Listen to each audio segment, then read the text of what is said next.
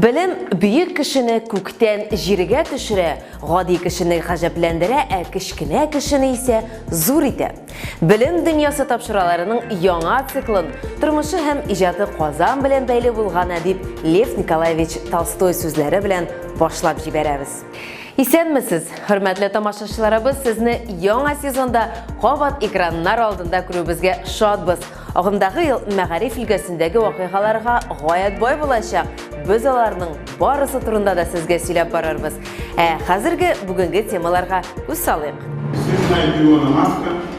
Актер-герой российской науки, нужно вовлекать молодежь. Иң куәтлесе булу фән елы дип игълан ителгән 2021 ел Россияны ничек икътисади өлкә лидеры итәчәк? Очень вкусные котлеты, очень вкусные. Пюре. Яхшы уку һәм сәламәтлек нигезе Татарстан мәктәпләрендә туклану процессын ни сәбәпле шул кадәр еш тикшерә башлаганнар? Моя задача указать путь, заложить основы счастливой, гармоничной личности. Мыйыклы нянялар һәм иң яхшы тәрбиячеләр мәктәпкәчә яшьтәге балаларны тәрбияләүдә ират йогынтысы ни өчен мөһим?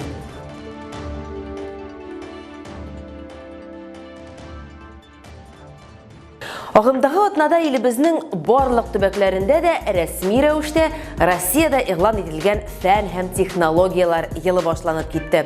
Россия президенты тарафыннан тәкъдим ителгән фән елы фәнни өлкәдәге вазгыятьне тамырдан үзгәртәчәк дип ышана галимнәр дә, түрәләр дә. Академик мөхиттә туган фаразлар буенча ниһаять Россиянең фәнни өлкәсендә җитди алга китеш булачак. Илебезнең фәнни тармагы дөнья күләм көнөшлеккә сәләтле тармакка әйләнәчәк. Фән елы әлеге өлкәне тулаем үзгәртеп кора алачак ди галимнәр. Һәм бу икътисадның реаль секторын стимуллаштырачак. Моңа Татарстанның фәнни җәмәгатьчелек вәкилләре дә ышана. Чөнки фундаменталь һәм гамәли өлкәләрдә безнең төбәктә үсештә. Фәнни киләчәктә республикада нинди өмет баглыйлар? Бу хакта киләсе репортажда.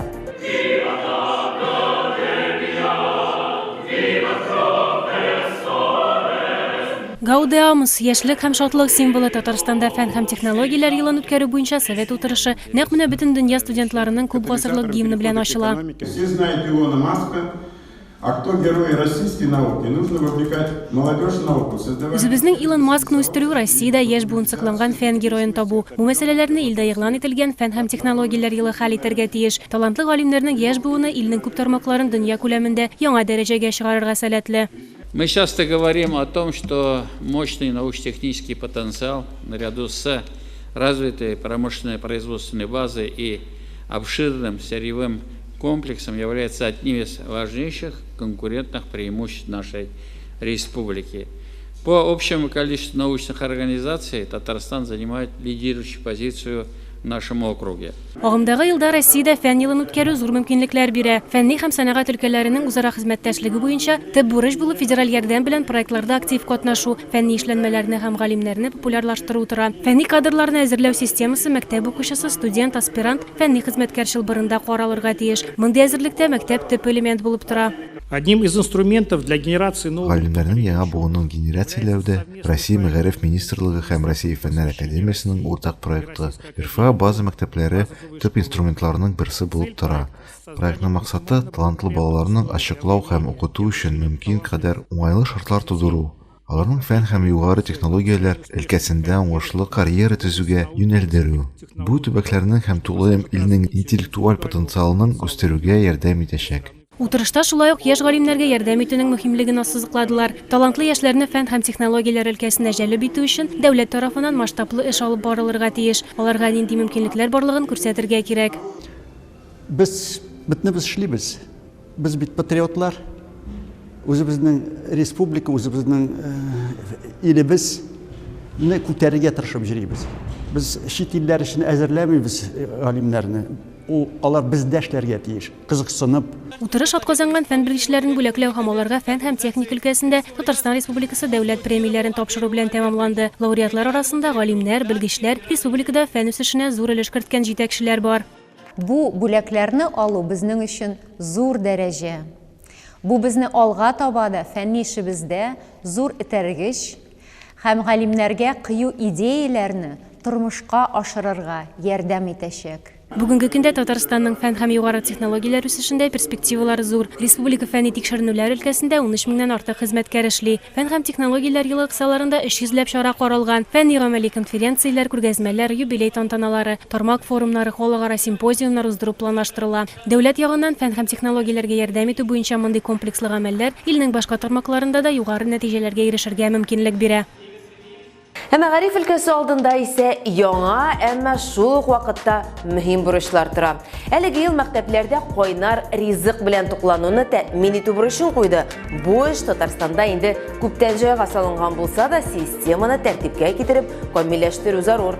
Һәм бу бурычны хәл итүгә барлык структураларда җәлеп ителгән профильле ведомстволар һәм турыдан-туры катнашучы оештыручылар гына түгел, җәмәгатьчелек дә җәлеп ителгән, әти-әниләр, депутатлар, иҗтимагый оешмалар. Башлангыч сыйныфлардагы кебек бушлай ризык белән тәэмин итү генә түгел, сыйфатлы, балансланган ризык белән урта һәм өлкән сыйныфларны да тәэмин итү мәсьәләсе беркемне дә битараф калдырмады. Мәктәпләрдә дөрес туклану культурасын ничек формалашканын хәбәрчебез Мәрсилә Искәндәрова күреп кайтты.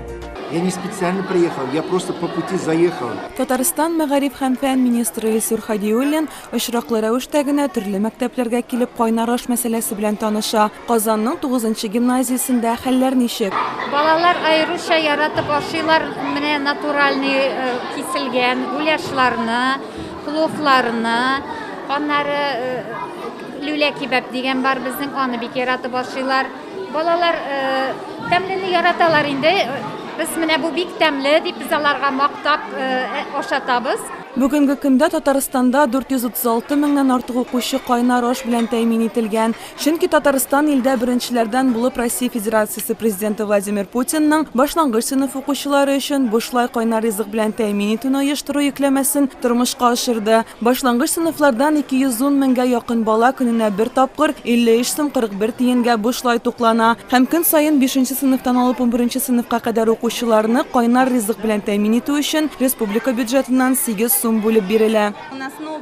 Бездә хәзер яңа туклану графигы, балалар төшке ашны тәнәфес вакытында ашыйлар. Әлеге график яшь категориясын исәпкә алып төзелде. Башлангыч сыйныф укучыларына ризыкларны үзебез таратабыз, ә 5-11 сыйныфлар теләгән ризыкларын үзләре сайлап ала. Министрлык тарафыннан яңа уку елы башыннан ата-аналар берләшмәсе, педагоглар һәм мәгариф идарәсе органнары консультацияләре өчен кайнар линия ачылды. 2020 елның 1 сентябреннән алып кайнар линиягә башлангыч сыйныфларда бушлай туклануны оештыру, мәктәпләрдә ташламалы туклану буенча 200-гә якын шалтырату килгән. Гимназиядә хәзерге вакытта төшке аш вакыты 2-нче сыйныф укучыларын бәрәңге һәм балык котлеты белән сыйлыйлар. Без дә сыйланып карарга булдык. Ничегрәк икән? Бик тәмле. Здесь очень вкусно кормят.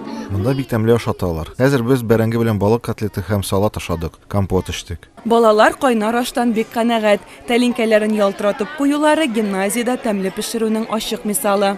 Бик әйбәт, бик довольны балалар. Отходлар бик килә, ашыйлар бик әйбәт. 9-нчы гимназиядә ресторан эшли. Анда предзаказ системасы каралган. Мәктәп укучылары терминал буенча менюны сайлый һәм заказны онлайн карта белән түли алалар. Аннары ашханәдә алган чек буенча хезмәт күрсәтәләр. Әлеге система күпкә җайлырак һәм вакытны экономияләргә мөмкинлек бирә. Әлбәттә, бөтен балага да, бөтен әти-әнигә дә ашап бетмәскә мөмкин. Кемдер бутка ярата, кемдер пюре ярата, кемгәдер аш кирәк, кемгәдер балык котлетын ашатмыйлар. Менә хәзерге бүген балык котлеты, моның тәмлелеге, әгәр дә өйдә шуны пешерсәң, булай тәмле булмый ул. Без кичкенә вакытта әйтәдер идек, мәктәптә пешергән ашлар, мәктәптә пешергән котлетлар инекенә карап тәмлерәк дип. Министрлык тарафыннан көн саен Россия Федерациясе дәүләт хезмәткәре порталына кеше сыйныф укучылары өчен түләүсез кайнар ризык бүлегенә кергән мөрәҗәгатьләргә мониторинг үткәрелә. 2020 елның 17 октябреннән 2021 елның 14 гыйнварына кадәр барлыгы 2500-гә якын мөрәҗәгать кергән. 87% уңай фикерләр булса, 3%-ка якын тискәре бәяләмә. Хәзер ата-аналар тарафыннан кайнар аш оештыруга, тәм-томга, ризык кабул итү вакытына карата дәгъвалар азрак килә. Ел башында булган мөрәҗәгатьләр белән чагыштырганда, алар хәзер бермә-бер аз.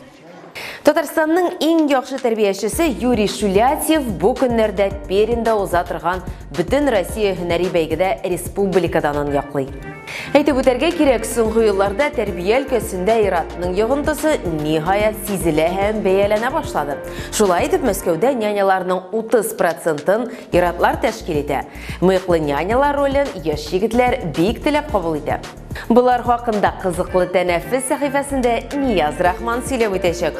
Ул гадәттәге шәйле безнең һәм чит илләрдәге мәгариф дөньясының иң кызыклы яңалыкларын барлый.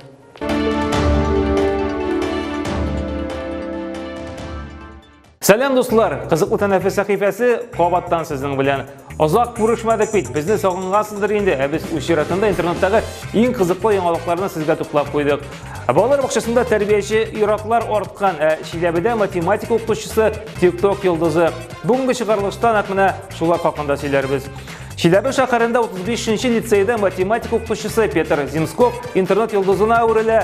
Аның үзенә 59 яшь, математиканы 1989 елдан бирле укыта икән. Ләкин менә TikTok йолдызы булырмын дип күз алдына да китермәгәндер. TikTokка теркәләргә аны нәкъ менә укытучылары этәргеч ясый. Башта укытучы бу яшьләргә туры килмәс дип нык курка, ләкин аның 60 секунд эчендә ничек итеп күп нәрсә аңлатырга һәм сөйләргә мөмкин булганлыгы белән шаккаттыра. Оператор вазифаларын тормыш иптәше башкара икән, мәсьәләләрне бергә шишәргә чакыру инде визит карточкасына үрелә. Порешай со мной, даже если грустно, порешай со мной. Ребята, будем искать X, найти X, освободить X, тема свободы. Америка Кушма Штатларында яшәүче мәктәп директоры Генри Даймбинга шулай ук алкышлый әле. Ул мәсьәләләр чишми, ләкин аның хезмәте хөрмәткә лаек. Шунда ки кичкенә генә Норт Чарлстон дигән шәһәрдә Генри көндез мәктәптә директор, төнлә кибеттә сатучы булып эшли икән. Бер юлы шулай ук 2 эштә тиртүгә ирешеп, әмма кибеттән алган барлык хезмәт хакын ул мохтаҗ гаиләләргә өләшә. Генри Дамби сүзләренә караганда, аларның мәктәпләрендә кайбер балаларга хәтта күпер астында йокларга туры килә. Шәһәрдә күпчелек халык бик начар яши. Директорның мондый изге эшне шулай ук тирә-якка тарала. Хәтта ул төнлә эшли торган кибет җитәкчелеге $50,000 күләмендә матди ярдәм күрсәтә. Афәрин, Генри!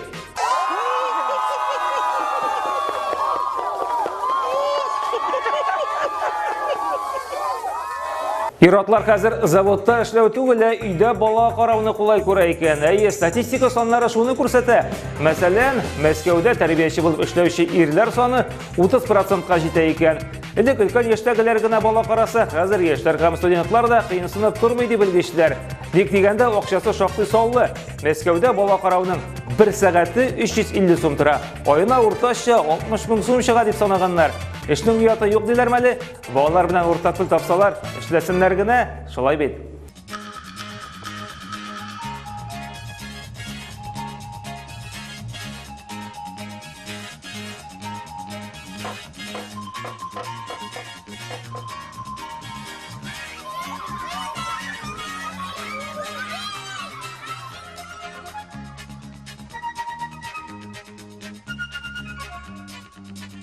Мәскәүләр генә түгел, үзебезнекеләр дә калышмый. Сүз Казан педагогы Юрий Шультяев хакында. Ул ел тәрбиячесе бөтен Россия конкурсында Татарстан данын яклаячак. Бәйге 10 февральдән 15 февральгә кадәр Пермдә узачак һәм илнең 82 төбәгеннән катнашучыларны җыячак. Конкурста катнашучылар үзләренең һөнәри осталыкларын 2 сынау буенча балалар саныннан чыгып, илнең иң яхшы 15 тәрбиячесе сайлап алыначак. Юрий Шультяев Казанның Мәскәү районының 311 номерлы балалар бакчасының музыка җитәкчесе. Узган ел ярышларның шәһәр һәм республика этапларында җиңү яулаган иде инде. Уңышлар аңа. Моя задача указать путь, заложить основы счастливой, гармоничной личности. Бүгенге менә шулар иде. Киләсе атнада очрашырбыз. Сау булыгыз.